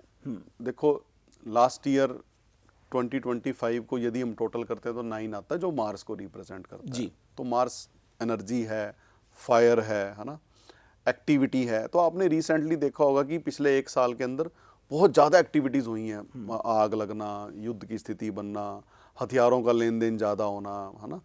तो अब आ रहा है 1 नंबर, 2026 एक आ रहा है, ठीक है। तो एक रिप्रेजेंट करता है सूर्य को। सूर्य सरकार है, सूर्य शासन है। अब आप 2026 में ये देखोगे कि सरकारों की आपस में लड़ाई होगी। ओके। नेताओं की आपस में लड़ाई होगी। जो ऊपर के लेवल पे जो बॉसेस बैठते हैं उनके अंदर आपस में कॉन्फ्लिक्ट ज्यादा पैदा होंगे। ओके, ठीक है। तो वो कहीं ना कहीं से फिर मास लेवल पे सबको वो थोड़ा थोड़ा प्रभावित करेंगे।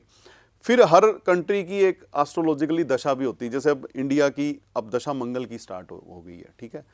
तो इसलिए मतलब जो भी होगा इंस्टेंट होगा, तुरंत। आपने अभी रिसेंटली वो ऑपरेशन सिंदूर वाला देखा होगा, तो एकदम से हुआ सब कुछ जी। एकदम से वॉर होने की स्थिति बन गई, लोग घरों में हो गए, ब्लैकआउट हो गया, सब कुछ हो गया, एयरपोर्ट बंद हो गए, और एकदम से सॉर्ट आउट भी हो गया। राइट। पहले युद्ध चलता था 2 साल 3 साल, चल रहा है कुछ जगह पे, अभी भी चल रहा है, जैसे यूक्रेन रशिया का अभी भी खत्म नहीं हुआ, लेकिन ये हुआ इंस्टेंट वाला। तो अब जब 1 नंबर आ रहा है तो ग्लोबली वो कहीं ना कहीं पे जो बड़े लेवल के जो सीनियर लोग हैं, जो डायरेक्ट इन्वॉल्व हैं शासन के साथ, तो उनके ऊपर आप प्रभाव ज्यादा देखोगे इस चीज का। या फिर जो घर का मुखिया है उसके ऊपर भी आप प्रभाव देखोगे कि वो भी कहीं ना कहीं मतलब बड़ा जो है वो सूर्य को रिप्रेजेंट कर रहा है ना। तो बेस्ट ये रहेगा, यदि आप चाहते हो कि आपकी लाइफ स्मूथ रहे, आप किसी भी नंबर से बिलोंग करते हो, आपके घर में जो घर का मुखिया और आप कहीं नौकरी करते हो, आपका जो बॉस है उसके साथ रिलेशन अच्छे बना के रखो। इसलिए आपको सन की ब्लेसिंग्स अपने आप आपकी रिस्टोर होने लगेंगी। आप सुबह सूर्य उदय से पहले उठना शुरू कर दो, सूर्य का साल है, ऐसी आदत बना लो, तो धीरे धीरे आपकी लाइफ अपने आप अलाइन होने लग जाएगी। इट डज नॉट मैटर कि आप 1 नंबर वाले हो, 2 नंबर वाले हो, 4 नंबर वाले हो, मैं अलग अलग भी बता दूंगा वैसे सबका, लेकिन ये रूल सबको फॉलो करना ही करना है अगले साल, यदि स्मूथनेस चाहिए। पिछला साल मंगल का था, तो मैंने अपने हर क्लाइंट को एक जेनरिकली ये रेमेडी दी थी कि आपको इंस्टेंट रिएक्शन नहीं देना। आप कहीं जा रहे हो, आप झगड़ा हुआ आप सोचोगे यार 10 मिनट वेट करता हूं, तो चीजें अपने आप सेटल हो जाएंगी। तो हर जगह या हर जो यूनिवर्सल ईयर होता है उसका अपना एक इम्पैक्ट रहता ही रहता है। तो 1 नंबर है तो आपको अपने बॉसेस का मतलब सम्मान करना है। आप जहाँ भी जॉब कर रहे हो, जो भी आपसे सीनियर हैं उनका सम्मान करो। घर में आपके पिताजी हैं, दादाजी हैं, जो मुखिया है उसका आप सम्मान करो, तो चीज़ें अपने आप आपकी सेटल हो जाएंगी। और इसमें 2 तरह की चीज़ें होती हैं। यूनिवर्सल ईयर जो कि 1 आ रहा है ना, उसके लिए यूनिवर्सल रेमेडीज हम कुछ भी कर सकते हैं, सूर्य की पूजा कर सकते हैं, जो भी आप मतलब आपका 1 नंबर से जुड़ा हुआ कोई भी आप ऐसा कार्य जो सूर्य को पॉजिटिव कर रहा हो। और एक होता है आपका पर्सनल ईयर जिसकी सेपरेट कैलकुलेशन होती है। तो पर्सनल ईयर ज्यादा इंपॉर्टेंट होता है आपका। सपोज मान लो किसी का जन्म है 13 फरवरी 1985, यहां पे हम 1985 को उड़ा देते हैं। पर्सनल ईयर की कैलकुलेशन होती है 1 + 3 + 2 6 + 2 ईयर, तो पर्सनल ईयर आ गया 7 किसी का। तो 7 किसको पूरा रिप्रेजेंट ईयर कर रहा है? उड़ाना है सिर्फ? हाँ, पूरा month ईयर और उड़ा करके आप जैसे 2026 चल रहा था उसको पीछे लगा दो, अच्छा उसका टोटल करो, मान लो 7 आ गया। 13 फरवरी आप पीछे आपने 2026 लगा दिया तो 7 टोटल आ गया। तो 7 का अर्थ है कि इस साल वो व्यक्ति गुप्त विद्याओं के साथ, क्योंकि केतु रिप्रेजेंट कर रहा है, हो सकता है उसका अकल्ट साइंस में इंटरेस्ट बढ़ जाए, हो सकता है वो स्पिरिचुअलिटी की तरफ जाने लगे। तो पर्सनल ईयर ज्यादा इंपॉर्टेंट है कंपैरेटिवली यूनिवर्सल ईयर के, क्योंकि मास लेवल पे यूनिवर्सल ईयर इफेक्ट करेगा सबको, लेकिन आपकी जिंदगी कैसे प्रभावित होगी वो आपका पर्सनल ईयर डिसाइड करेगा। अच्छा, अगर किसी की डेट ऑफ बर्थ मान लो 5 नवंबर है, हाँ, तो 5 और 11 पीछे 2026 लगा दो, इसका टोटल करो आप, जो भी नंबर निकल करके आएगा वो उसका पर्सनल ईयर बन जाएगा। पर्सनल मान लीजिए आपने 5 नवंबर बताया, 5 1 6 और 1 7 और 2026 को टोटल करने से 1 आ रहा है, तो 8 उसका पर्सनल ईयर हो गया। 8। तो इस साल उस व्यक्ति को मेहनत ज्यादा करनी पड़ेगी, स्ट्रगल ज्यादा करना पड़ेगा, ओके, और उसका आउटपुट उसको बाद में मिलेगा जाकर के। राइट। तो ये डिपेंड करता है कि आपका पर्सनल ईयर क्या है। ये तो थी मतलब सच वाली बात। ठीक है। अब ऐसे तो हाँ भी 1 नंबर के लिए कैसा रहेगा, 2 3 चीजें ऐसी बताई जा सकती हैं कि जो उनको एनवायरनमेंट अवेलेबल होगा इस साल। राइट। तो उसके अंदर है कि जैसे 1 नंबर वाले हैं तो 1 नंबर वाले इस साल जल्दी प्रमोट हो सकते हैं। 2 नंबर वाले हैं, कोई ऐसा गाइड करने वाला व्यक्ति उनको मिल सकता है, कोई ऐसा बॉस उनकी सपोर्ट कर सकता है, या आपके घर के अंदर कोई ऐसा व्यक्ति बड़ा आपको सपोर्ट कर सकता है जिससे आपके काम बनने लगे। अब 3 नंबर वाला व्यक्ति है, मान लीजिए जिसका मूलांक 3 है, अब इस साल हो सकता है कि वो कोई नया कोर्स ज्वाइन करे एजुकेशन के अंदर, क्योंकि 1 नंबर ना स्टार्टअप को भी रिप्रेजेंट करता है, किसी चीज का इनिशिएशन, स्टार्ट होना किसी चीज का। तो 3 नंबर वाला है, 3 नंबर वाला व्यक्ति हो सकता है कोई नया कोर्स ज्वाइन करे, है ना। 4 नंबर वाला व्यक्ति है, हो सकता है भाई को टेक्नोलॉजी के अंदर कुछ नई चीजें अपनी लाइफ में ऐड ऑन करे। 5 नंबर वाला व्यक्ति है, बिजनेस स्ट्रेटजी हो सकता है इस बार नई बना ले वो, क्योंकि 5 मरकरी को रिप्रेजेंट करता है, 1 सन को रिप्रेजेंट करता है, तो बिजनेस स्ट्रेटजी हो सकता है वो चेंज कर ले इस बार। 6 नंबर वाले हैं, आपको इस साल वो थोड़ा मैच्योर नजर आएंगे, है ना, वो रिलेशनशिप को लेके थोड़ा सेंसिटिव हो जाएंगे। 7 नंबर वाले हैं, हो सकता है कि वो गुरु धारण करके स्पिरिचुअलिटी की तरफ मूव करना शुरू कर दें। 8 नंबर वाले हैं, थोड़ा स्ट्रगल बढ़ सकता है, थोड़ा हेल्थ के ऊपर खराब प्रभाव उनके आ सकता है, थोड़ा ध्यान रखना चाहिए 8 नंबर वालों को स्पेशली। और यदि वो मेहनत करेंगे, ये सोचेंगे कि इसका रिजल्ट हमें चाहिए ही बाद में, तो ये साल पॉजिटिव हो जाएगा उनके लिए। 9 नंबर वाले हैं, तो 9 नंबर वालों के लिए तो ये साल तकरीबन ठीक जाएगा, एनर्जेटिक रहेंगे, मतलब नई नई एक्टिविटीज में खुद को इन्वॉल्व रखने का प्रयास करेंगे। एग्रेशन से बचना है। देखो इस साल वैसे तो एग्रेशन से सबको बचना चाहिए, 4 8 9 इन 3 नंबर्स को स्पेशली एग्रेशन से बचना है, इंस्टेंट रिएक्शन देने से बचना है इस साल 2026 में, 26 के अंदर। ठीक। बाकी लाइफ है, आप अच्छे कर्म करो, अच्छी किस्मत जुड़ेगी, अच्छे लोगों के संपर्क में रहो, बड़ों का आशीर्वाद लो, ये सिंपल सिंपल सारे फार्मूलेज हैं। गाय की सेवा करो, तो ये चीज़ें हैं जो आपको सपोर्ट करती हैं लाइफ के अंदर। जिस भी धर्म में आपका विश्वास है, अटूट विश्वास रखो, हम ही डगमगा जाते हैं जी। ठीक है, तो ये चीज़ें हैं, आपको इसको फॉलो करनी चाहिए। परफेक्ट। अब मैं थोड़ा ना फटाफट आपसे सवाल पूछूंगा और आपने बताना है न्यूमरोलॉजिकली ये साल उनके लिए कैसा रहेगा। ठीक है, जैसे मनी वाइज कौन सा ऐसा नंबर है, बर्थ डेट की बात करें, जो 2026 में फ्लरिश करेगा ही करेगा। 1 3 5 6 और 9, ओके। ये इनके पास इस साल ठीक पैसा आने की उम्मीद है। 8 नंबर वालों का पैसा हो सकता है थोड़े समय के लिए अटक जाए, और ये भी हो सकता है कि जब अटकने के बाद जब उनको मिले तो काफी बेनिफिट के साथ मिले, दुगना तिगना मिल जाए। लेकिन पेशेंस रखना पड़ेगा। ओके। 4 नंबर वालों का टोटली डिपेंड करता है कि अपने बॉसेस के साथ रिलेशन कैसे मेंटेन कर रहे हो। बढ़िया है तो सब कुछ मिल सकता है, बढ़िया नहीं है तो फिर गड़बड़ है, आर्ग्यूमेंट करोगे तो फिर दिक्कत है। तो पैसे वाइज सबके लिए ठीक है, ऐसा कुछ नहीं है। फर्क यही है कि किसी को इंस्टेंट रिजल्ट मिल जाएगा, किसी को थोड़ा देरी से मिलेगा। मिलेगा तो वही जो किस्मत में है, जो किस्मत में, कर्मा पे डिपेंड कर्मा पे डिपेंड। अच्छा, घर खरीदने के लिए या प्रॉपर्टीज, किसी का सपना अभी जल्दी से घर खरीदना था, अभी तक नहीं हो पाता, इस साल ऐसे कौन से नंबर है जिनके घर खरीदने के योग बहुत ज़्यादा है, या घर अपने देखो, यदि हम सिर्फ प्लाट की बात करेंगे, है ना, तो वो तो मतलब 1 नंबर वाला भी खरीद सकता है, 3 नंबर वाला भी खरीद सकता है, ऐसा कोई 2 नंबर वालों को भी मना ही नहीं है। प्रबल चांसेस की बात, हाँ, प्रबल चांसेस, आज हम प्रबल चांसेस 4 नंबर वालों के सपोर्ट ज़्यादा अच्छी नज़र आ रही है।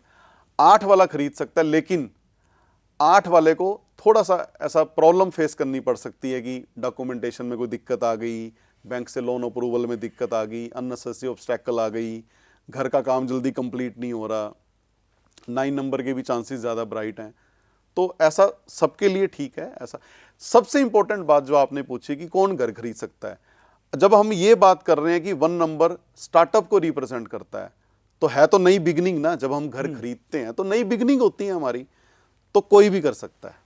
लेकिन दिक्कत किसको आ सकती है, 8, 4, ये थोड़ा सा प्रॉब्लम फेस कर सकते हैं डॉक्यूमेंटेशन के चलते, तो अदरवाइज कोई भी खरीद सकता है, ऐसा कुछ नहीं। 8 अपने आप में एक थोड़ा डिफिकल्ट नंबर है, डू यू थिंक तो, कि आप 8 नंबर की शेप को देखो, किसको रिप्रेजेंट करता है, इन्फिनिटी, राइट, है ना। इन्फिनिटी अपने आप में बहुत अनंत है, तो भाई जब अनंत मिलेगा तो समस्याएं भी अनंत मिलेंगी, फायदा भी अनंत मिलेगा।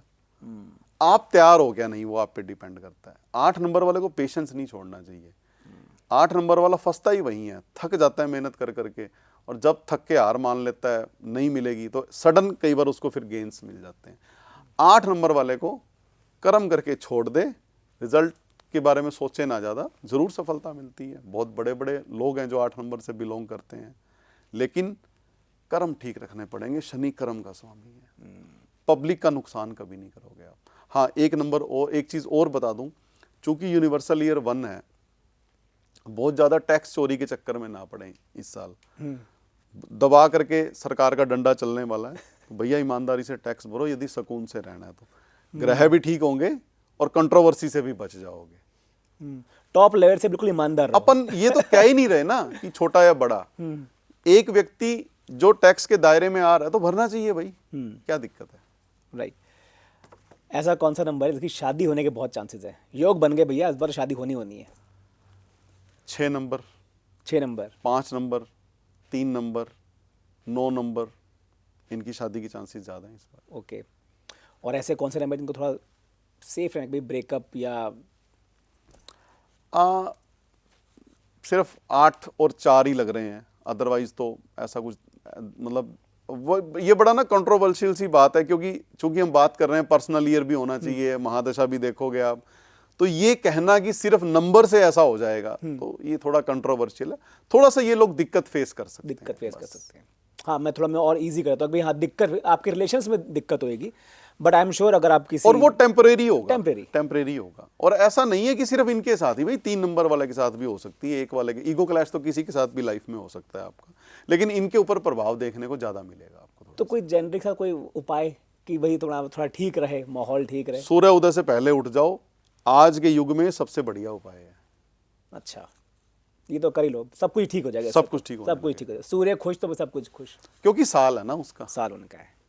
ठीक है, बात की जाए अगर इंडिया की, हमने 2025 में देखा, वॉर सिचुएशंस देखी हैं, हिमाचल और पंजाब में जो कियोस हुआ है वेदर को लेकर वो देखा है। 2026 में क्या चैलेंजेस देख सकते हैं हम, अगर प्रेडिक्शन की बात करें इंडिया को लेकर? देखो, जब हमने अभी बात की थी, हमने ये कहा था कि सरकारें आपस में लड़ेंगी, और जब सरकारें लड़ेंगी तब क्या होगा। मैं और स्पेसिफिक होता हूँ, क्या इंडिया पाकिस्तान का वॉर हो सकता है 2026 में? देखो, बिल्कुल ऐसे चांसेस बन सकते हैं, लेकिन अभी डायरेक्ट वार होना थोड़ा मुश्किल है, क्योंकि ये पॉलिटिकल मूवमेंट्स ज़्यादा होंगी, क्योंकि सन रिप्रेजेंट करता है गवर्नमेंट को।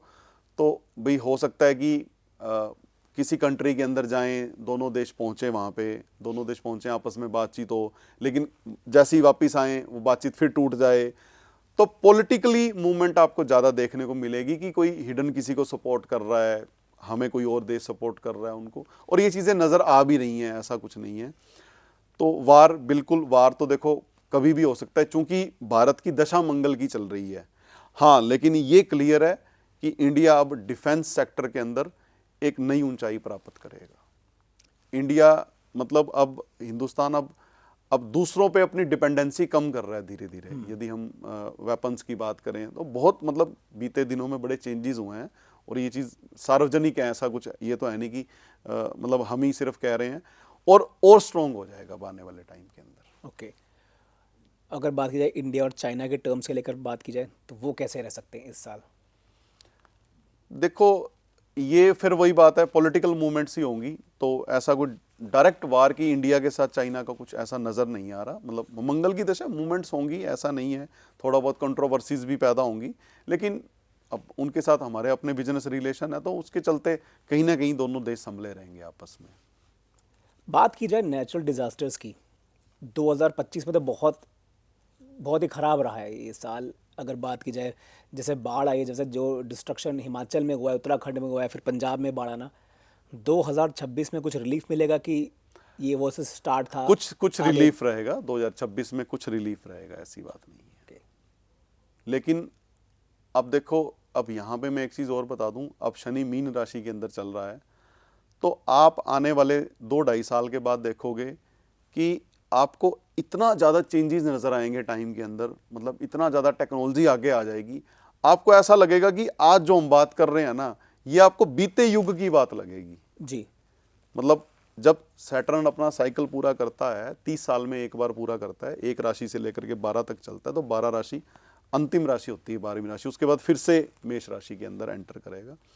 तो आप ये सोच लो कि 2 साल बाद जब भी शनि दोबारा राशि परिवर्तन करेगा, तब एकदम सब कुछ बदलने लगेगा, चाहे वो टेक्नोलॉजी हो, आपकी प्राइवेसी हो, मतलब सब कुछ, हर चीज़ आपकी प्रभावित होगी, कुछ भी लाइफ में हिडन नहीं रहेगा। तो धीरे धीरे एक आपको ऐसा लगेगा कि यार वो तो युग ही बदल गया, यार हम ऐसे इकट्ठे हो गए, ऐसे करते थे, वैसे करते थे, ये सारी चीज़ें धीरे धीरे एक मतलब अब पूरी टेक्नोलॉजी इसको धीरे धीरे टेक ओवर करना स्टार्ट कर देगी। तकरीबन 2-3 साल मतलब मेरा आइडिया है कि इस चीज़ में लगेंगे, जब तक शनि 12वीं राशि से दोबारा मेष राशि के अंदर एंटर नहीं कर जाता। क्या इसका रीज़न टेक्नोलॉजी के साथ साथ नेचुरल डिज़ास्टर्स भी हो सकते हैं, जैसे क्लाइमेटिक चेंज जो हो रहा है, जो हम ग्लोबल वार्मिंग जो देख रहे हैं, बहुत सारे देश डूब रहे हैं, ख़त्म ही हो रहे हैं, क्या इससे भी बहुत सारी चीज़ें चेंज होंगी कि भी जो दुनिया हम आज देख रहे हैं, जैसे हमने कहा कि भी आज जो बात कर रहे हैं, हम बैठे हैं जिस तरीके से बैठे हैं बात कर रहे हैं, 2-3 साल बाद बात करेंगे लगेगा एक अलग युग था, वो तो टाइम ही अलग था। देखो, आप मेरे को एक अलग दुनिया। एक सिंपल सी बात बताओ, पर्वत, पहाड़, रेगिस्तान ये कैसे बने हैं? जब नेचुरल डिजास्टर आए, सब कुछ तहस नहस हुआ, तभी तो बना ना ये सारा कुछ। नहीं तो ऐसा तो है नहीं कि भाई पर्वत पहले से प्लांट किए गए थे, ऐसा तो है नहीं। मतलब या आज भी खुदाई होती है कहीं पे तो पुरानी चीज़ें निकल के आती हैं नीचे से। तो नेचुरल डिजास्टर आ सकता है, कभी भी आ सकता है, लेकिन अब तरीका बदल जाएगा उसका, महामारी के रूप में आ सकता है, ठीक है।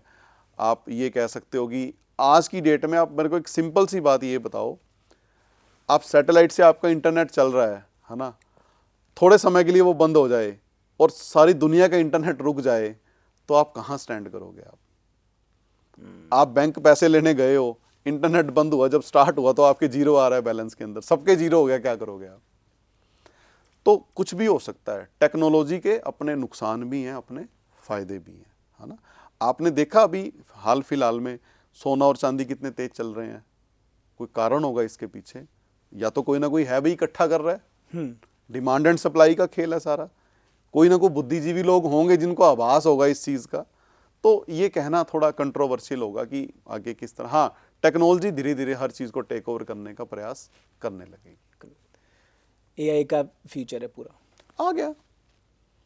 आज मैं और आप जो बात कर रहे हैं, ये हो सकता है कि इसमें से यदि कोई व्यक्ति क्वेश्चन पूछे 6 महीने बाद, तो हमारे यूट्यूब के वीडियो का डिस्प्ले आ जाए उसके सामने।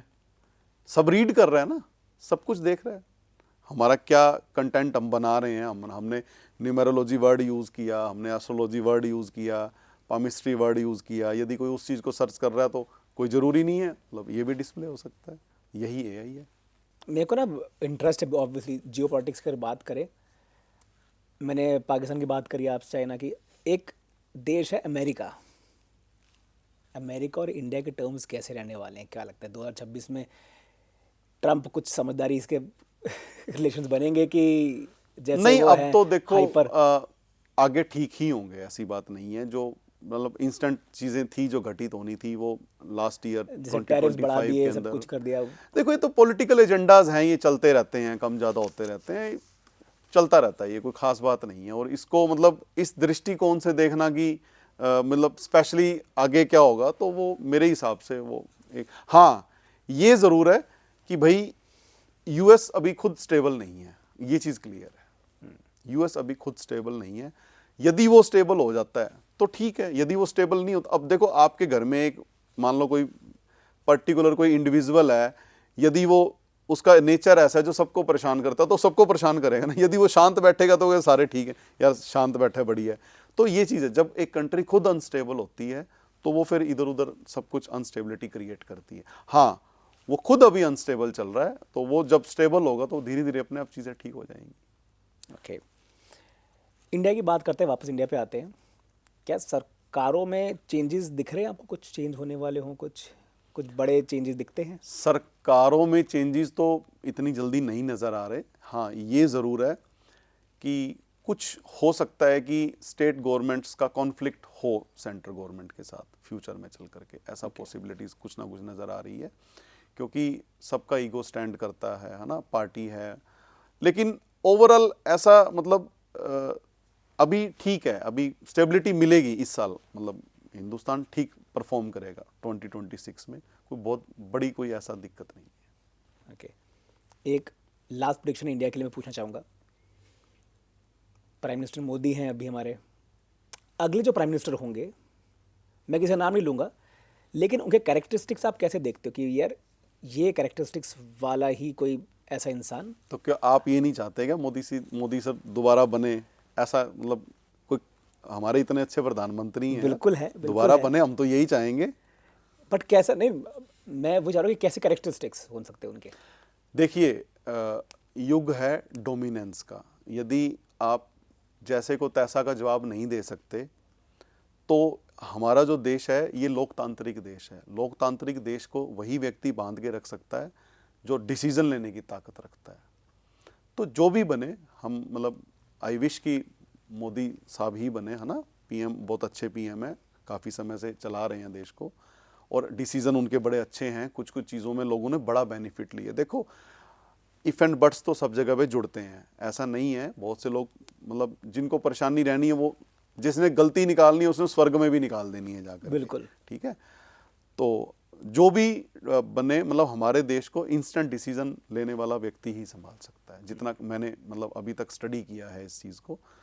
तो जो थोड़ा बहुत मतलब ज्ञान रखे, वैदिक शास्त्रों का भी ज्ञान रखे, जो ये जो ऐसी परिभाषा धर्म की बनाए कि शास्त्र के साथ साथ शस्त्र भी ज़रूरी हैं हमारे जीवन में, तो वह हमारे देश को अच्छे से मैनेज कर सकते हैं। मैंने इसलिए सवाल पूछा था क्योंकि जैसे इंडिया का हमने एक फ्यूचर प्रिडिक्ट किया कि ये चीज़ें, ये चैलेंजेस उसके पास आने वाले, उस चैलेंजेस को फेस करने के लिए जो कैरेक्टरिस्टिक्स थी वो कैसे लीडर बनाता है, मैंने इसलिए ये सवाल पूछा था। सो वो आप देखो, डिसीजन, निर्णय, मतलब आपके सामने जो सिचुएशन आती है ना, और सबसे इंपॉर्टेंट बात है कि जब आप डिसीजन लेते हो तो आपके साथ वाले लोग कितना आपका साथ दे रहे हैं। तो अभी तक हम इस मामले में बहुत स्टेबल हैं आज की डेट में, ऐसी कोई दिक्कत नहीं है। राइट, ठीक है। अगले साल की सबसे लकी डेट कौन सी होगी पैदा होने के लिए आपके हिसाब से? सारी डेट्स लकी हैं। नहीं, फिर भी अगर एक चीज़ आपको सेलेक्ट करनी कि यार अगर इस दिन कोई बच्चा पैदा हो गया 2026 में, तो भाई देखो, जो भी कोई डेट्स होती हैं वो मैं न्यूमेरोलॉजिकली नहीं कहना चाहूँगा, है ना। अगर किसी बच्चे का जन्म सूर्य की उच्च राशि में हो जाए, चंद्रमा की उच्च राशि में हो जाए, है ना, तो जैसे पूर्णिमा के आसपास हो जाए जब चंद्रमा बली होता है, तो वो डेट्स सबसे अच्छी होती हैं। नंबर सारे ही अच्छे हैं, नंबर कोई भी अच्छा नहीं है, हर नंबर वाला व्यक्ति अपने जीवन में काम कर रहा है। आप सोचो यदि 1 नंबर वाले व्यक्ति कम हो जाएंगे तो भाई लीड कौन करेगा, यदि 5 नंबर वाले कम हो जाएंगे तो भाई सेल कौन निकालेगा, बिजनेस कौन करेगा, 4 नंबर वाले कम हो जाएंगे तो टेक्नोलॉजी का मॉडर्नाइजेशन कौन करेगा। तो हर नंबर उतना ही इंपॉर्टेंट है। हाँ, आपको यदि सूर्य और चंद्रमा ग्रह यदि अच्छे मिल जाते हैं आपके होरोस्कोप के अंदर, तो ये 2 प्लैनेट ऐसे हैं जो बाकी चीज़ों को अच्छा कर देते हैं काफ़ी हद तक। तो कोई एक डेट कहना ये बड़ा मतलब अननेचुरल सा क्वेश्चन है। तो ऐसा नहीं है कि भाई मैं कोई एक डेट दे दूं और सब लोग जा करके, और ये चीज़ें आप अपने हाथ में नहीं ले सकते, ये नेचर के हाथ में नेचर के हाथ में रहनी चाहिए। मेरे पास कोई व्यक्ति अगर डेट निकालने आ भी जाता है ना, तो वो टाइम भी पूछते हैं तो मैं डेट फिर भी उनको थोड़ा बहुत कैलकुलेट करके दे देता हूँ। लेकिन मैं कहता हूँ डॉक्टर जिस टाइम पे कंफर्टेबल फील करेगा उसी टाइम पे आप करवाओ तो ज़्यादा बढ़िया रहेगा। जब आप सब कुछ ठीक करने का प्रयास करते हो तो जीवन में याद रखना सब कुछ गलत हो जाता है। इतनी प्लानिंग भी नहीं करनी चाहिए। आपके हाथ में कुछ है ही नहीं। आज हम बैठे हैं यहाँ पे, मैं पॉडकास्ट करने ट्रैवल करके आपके पास आना था, मैं आ गया। सोचो अगर मौसम खराब हो जाता या कोई डिसास्टर ऐसा हो जाता, क्या मैं पहुंच पाता? लेकिन आज ये डिसाइड था कि हम बैठेंगे तो ये हो पाया।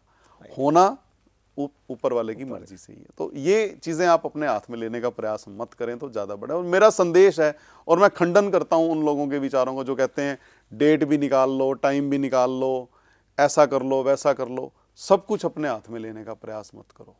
एक कहानी सुनाता हूं आपको इसके ऊपर जी। आपने एक वो ब्रीड देखी होगी डॉग्स की ना, जिसके बहुत सारे बाल होते हैं, तो आंखों पे भी बाल होते हैं, सब जगह बाल ही बाल होते हैं। तो कोई व्यक्ति खरीद लाया कहीं से, तो उसको लगा कि यार इसको देखने में दिक्कत आ रही होगी, तो अगले दिन जाकर के उसके बाल कटवा दिए। तो 2 दिन के बाद उसकी आंखें सूज गई। अब वो ऐसी ब्रीड ही ऐसी है कि भाई उसको बनाया नेचर ने इसी हिसाब से है। तो हमें अपनी समझदारी ज्यादा नहीं दिखानी चाहिए। अब ऊपर वाले ने उसको वहां बाल दिए थे आंख के आगे, तो किसी कारण से दिए थे, तो थोड़ा बहुत भगवान पे छोड़ दो, अपितु सारा भगवान पे छोड़ दो, मैं तो ये कहूंगा। मतलब सही आंसर तो यही है इसका। बिल्कुल बिल्कुल। तो इसलिए अब ठीक है, आप पढ़ो, शास्त्रों का ज्ञान लो, ज्योतिष की मदद लो, ये कहीं ना कहीं हमें मतलब अच्छे कर्मों के साथ जोड़ती हैं ये चीज़ें, लेकिन सब कुछ अपने हाथ में लेने का प्रयास मत करो। तो इसलिए एक डेट निकालना ये खतरनाक क्वेश्चन है, मैं इसका जवाब नहीं दूंगा। नहीं, और मेरे को बहुत खुशी कि आपने जवाब नहीं दिया, क्योंकि मुझे ना ये बात बहुत अच्छी लगी आपकी सेठी जी की आपने किसी कोई भी और एस्ट्रोलॉजर होता कोई ना कोई जवाब दे देता कि भाई ये डेट ठीक है, जवाब देने के लिए दे देता है। आपने आज जब हमने पॉडकास्ट किया, ने बहुत प्रैक्टिकल बातें करी उसमें, मुझे बहुत अच्छा लगा। और आपने जो कहीं ना कहीं जो अंधविश्वास था कि भाई सब कुछ ही हम ठीक कर देंगे, नहीं, आपने एक बहुत प्यारी बात करी कि कर्मा, सबसे पहले कर्मा। मैंने कभी भी किसी एस्ट्रोलॉजर से बात करी हो तो सब कभी किसी ने ये नहीं कहा कि सिर्फ आपका कर्मा है वो आगे रखो आप, उसके बाद ये चीज़ें आती हैं, भाई आप हाथ दिखा रहे हो या नंबर साइंस पकड़ रहे हो या ग्रह देख रहे हो, वास्तु देख रहे हो, ये सब बात की बात है, पहले कर्मा। तो मैं मतलब सच में आपकी तारीफ करूंगा कि आपने बहुत ही सही राह दी है मैंने लोगों को। वही चीज बताई है जो शास्त्रोक्त है। क्या बात। पर हर एस्ट्रोलॉजर ये बात बोलता नहीं, आपने खुल के बोली, मुझे बहुत अच्छी लगी। अपने अपने विचार हो सकते हैं, हम किसी को पकड़ थोड़ी रहे हैं, हम किसी को कह थोड़ी रहे हैं, हम क्यों किसी को खराब कहें। भाई अगले की स्टडी है, कोई व्यक्ति मतलब ताश के पत्ते से भी ज्योतिष कर रहा है, कोई आंख बंद करके वैसे भी बता दे रहा है, सबका अपना ज्ञान है। तकरीबन 140 से ज्यादा विद्याएं हैं जिसके द्वारा ध्यान किया जा सकता है, ठीक है जी। लेकिन आपकी विद्या को छोड़ के बाकी को गलत कहने का आपका अधिकार नहीं है। आप ठीक कर रहे हो, अच्छी बात है, लेकिन बाकियों को गलत कहो आप, तो वो अधिकार भी हमारे पास नहीं है। तो मैं इसका खंडन, हाँ मैं इस चीज का भी खंडन करूंगा कि हम बहुत ज्यादा सोशल मीडिया से देख करके सेल्फ रेमेडी करने का प्रयास करते हैं, ये नहीं करना चाहिए। भगवान ने जिसने शिक्षा प्राप्त की है, जिसको ग्रहों का ज्ञान है, जिसको वास्तु का ज्ञान है, उसी के पास जाकर के आप चर्चा कीजिए, उसी से आप बात कीजिए। आप अपने हिसाब से 2 बातें एक्स्ट्रा पूछ सकते हो, यदि आपको ज्ञान है रेक्टिफाई कर सकते हो। हम डॉक्टर के पास जाके पूछते ही है ना कि बिल्कुल। डॉक्टर साहब पीसीएम दे रहे हो, पिछली बार तो मेरे को 500 दी थी, इस बार 650 क्यों दी है, पिछली बार तो मैंने, वो आपका अधिकार राइट। है ना। लेकिन आप उल्टा उसको ज्ञान पेल दो कि नहीं नहीं मैंने ये दवाई, फिर डॉक्टर कहेगा अपने आप ले ले भाई, मेरे पास क्यों आया है। तो वही आप जाओ, आप गाइडेंस लो, आप रेमेडी करो। सेल्फ रेमेडी इज डेंजरस है। बिल्कुल। मैं तो इनफैक्ट ये चाहूँगा, मैं आपका कॉन्टैक्ट नंबर या कोई ईमेल आईडी कुछ होगा तो मैं ज़रूर अपने पॉडकास्ट में डिस्क्रिप्शन में छोड़ूंगा कि लोग डायरेक्टली आपसे कंसल्ट कर सके। आप नहीं भी छोड़ोगे ना, एआई का जमाना है, जिसने मुझे ढूंढना है वो ढूंढ लेगा। और हमें देखो, अगर हमें ये करना होता या एडवर्टीजमेंट करनी होती तो हम भी मक्खन मक्खन लगा के बातें कर सकते थे, ऐसा होगा वैसा होगा, ये बिल्कुल, कर लो बिल्कुल। चमत्कार।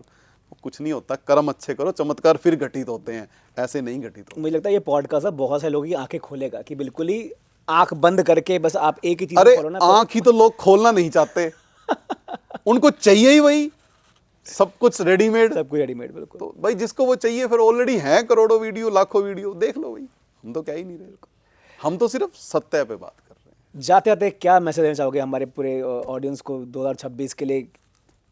कोई एनी स्पेसिफिक मैसेजेस जो आप देना चाहते हो? देखो, किस चीज़ का ध्यान रखें और किस चीज़ का मजा लें?